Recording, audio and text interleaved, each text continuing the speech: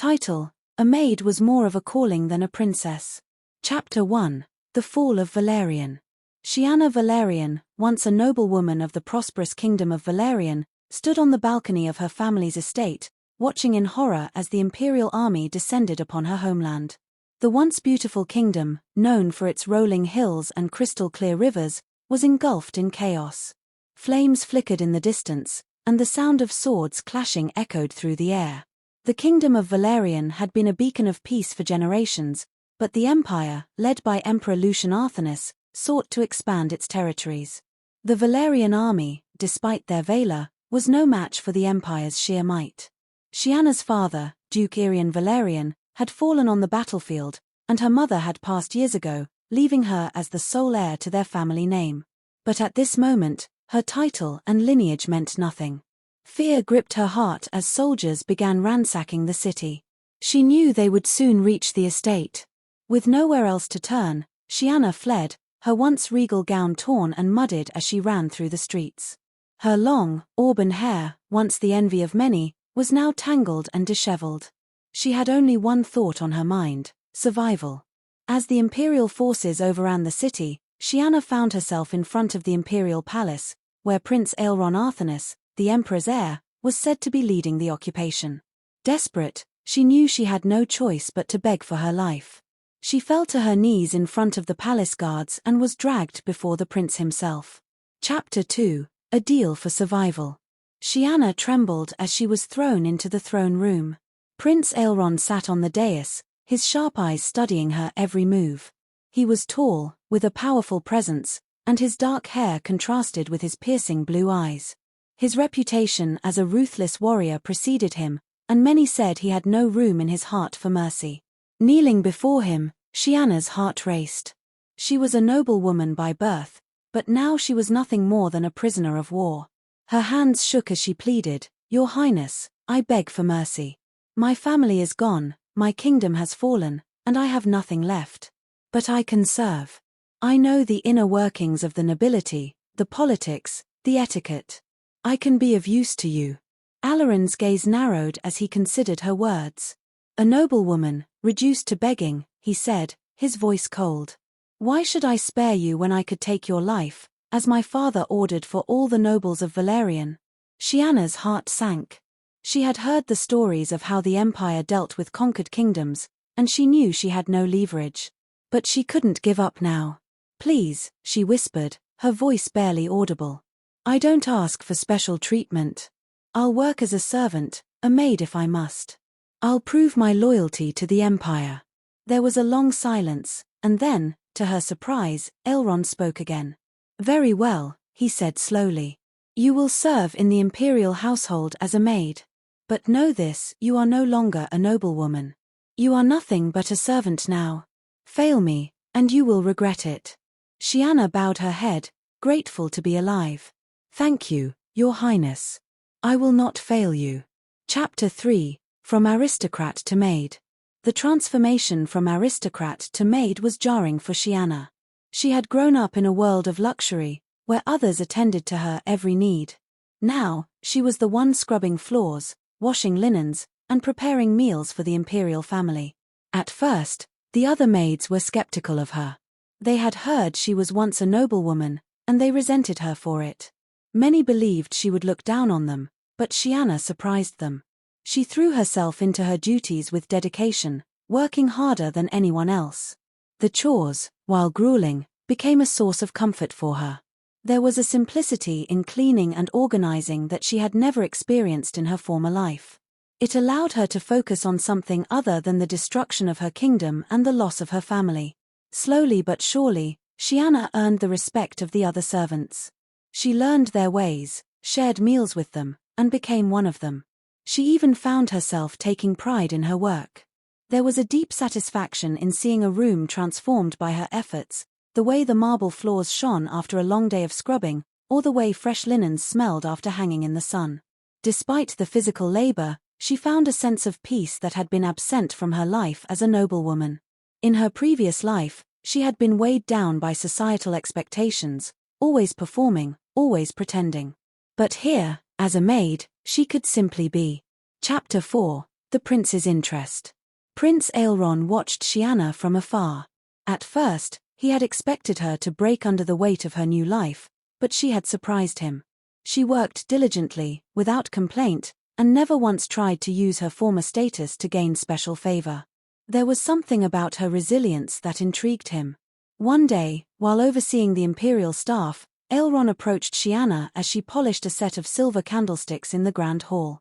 "You've adjusted well," he remarked, his voice cool but curious. Siana straightened and looked at him, her heart pounding. "I've learned to accept my place, Your Highness." Aleron studied her for a moment, his eyes unreadable. "Do you miss it?" he asked. "Your former life?"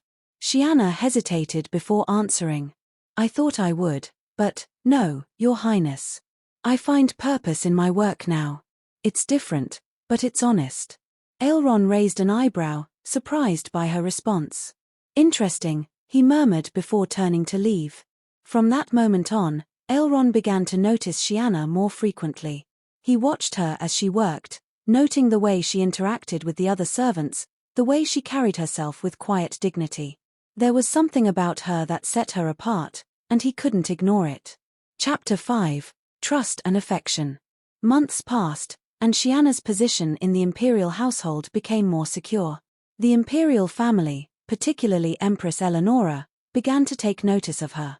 The Empress was known for her sharp wit and discerning eye, and she quickly recognized Siana's intelligence and grace. One afternoon, as Siana was preparing tea in the Empress's chambers, the Empress asked, "Tell me, child, where do you come from?" Siana hesitated, unsure of how much to reveal. But she had no reason to lie.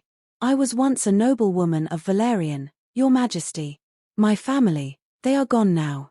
The Empress nodded thoughtfully. "And yet, here you are, serving in my household with more dedication than some of the maids born into this life. Why is that?" Siana thought for a moment before answering. "I've lost everything, Your Majesty. My title, my family, my kingdom. But I've found a sense of purpose here. I may no longer be a noblewoman, but I can still serve with honor." The Empress smiled, a rare expression for the normally stoic woman. "I admire your spirit, Siana. Continue as you are, and you may find yourself in a more favorable position than you ever imagined." Chapter 6: The Empire's Secrets. As Siana gained the trust of the imperial family, she also began to learn more about the inner workings of the empire.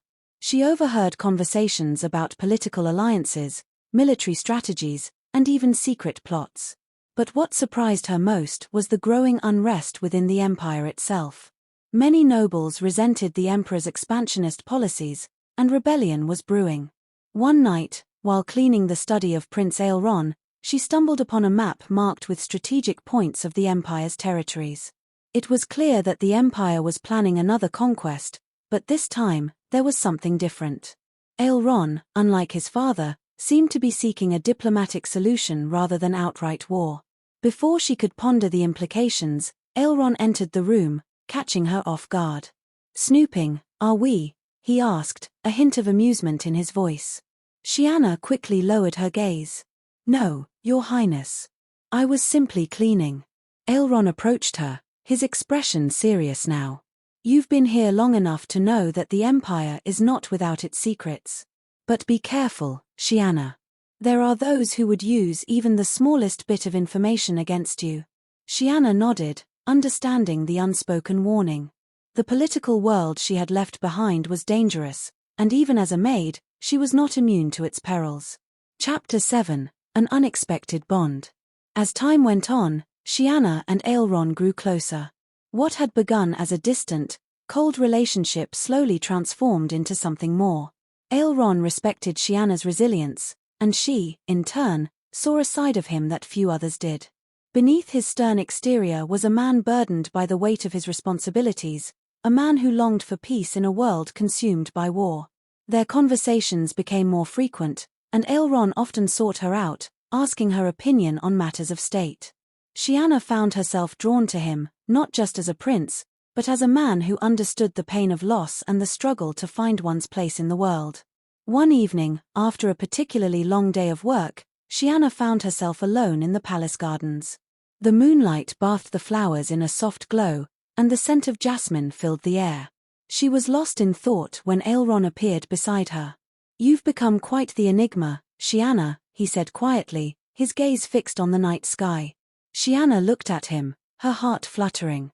"I'm just doing what I must to survive, Your Highness."